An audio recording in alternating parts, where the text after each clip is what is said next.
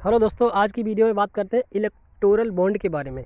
तो electoral bond क्या होता है जिस पर सुप्रीम कोर्ट ने रोक लगा दी है। तो आइए जानते हैं क्या है इलेक्टोरल बॉन्ड। क्या है इलेक्टोरल बॉन्ड? भारत सरकार ने इलेक्टोरल बॉन्ड योजना की घोषणा 2017 में की थी। इस योजना को सरकार ने 29 जनवरी 2018 को कानूनन लागू कर दिया था।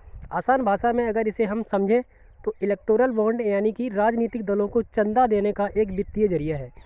ये एक जरिया है कि राजनीतिक दलों को हम चंदा दे सकते हैं। यह एक वचन पत्र की तरह जिसे भारत का कोई भी नागरिक या कंपनी भारतीय स्टेट बैंक की चुनिंदा शाखाओं से खरीद सकता है और अपनी पसंद के किसी राजनीतिक दल को गुमनाम तरीके से दान कर सकता है। इसके बाद चुनावी बॉन्ड को करना होगा। चुनावी बॉन्ड को रद्द करना होगा। सुप्रीम कोर्ट ने आगे कहा है कि चुनावी बॉन्ड योजना अनुच्छेद 19A का उल्लंघन करता है। कोर्ट ने इसे असंवैधानिक माना है। सुप्रीम कोर्ट ने चुनावी बॉन्ड योजना को रद्द कर दिया गया है। सुप्रीम कोर्ट का कहना है कि चुनावी बॉन्ड योजना को असंवैधानिक करार देते हुए इसे रद्द करना होगा। दोनों फैसले सर्वसम्मत हैं। सुप्रीम कोर्ट के मुख्य न्यायाधीश DY चंद्रचूड़ ने कहा कि हम इस मामले की सुनवाई कर रहे हैं। सभी जजों ने सर्वसम्मति से अपना फैसला सुनाया है। केंद्र सरकार की चुनावी बॉन्ड योजना की कानूनन वैधता की चुनौती देने वाली याचिकाओं पर CJI DY चंद्रचूड़ का कहना है कि दो अलग अलग फैसले हैं। एक उनके द्वारा लिखा गया और दूसरा न्यायमूर्ति संजीव खन्ना। दोनों फैसले सर्वसम्मति हैं। 31 मार्च तक चुनावी बॉन्ड का डेटा साझा करने का निर्देश।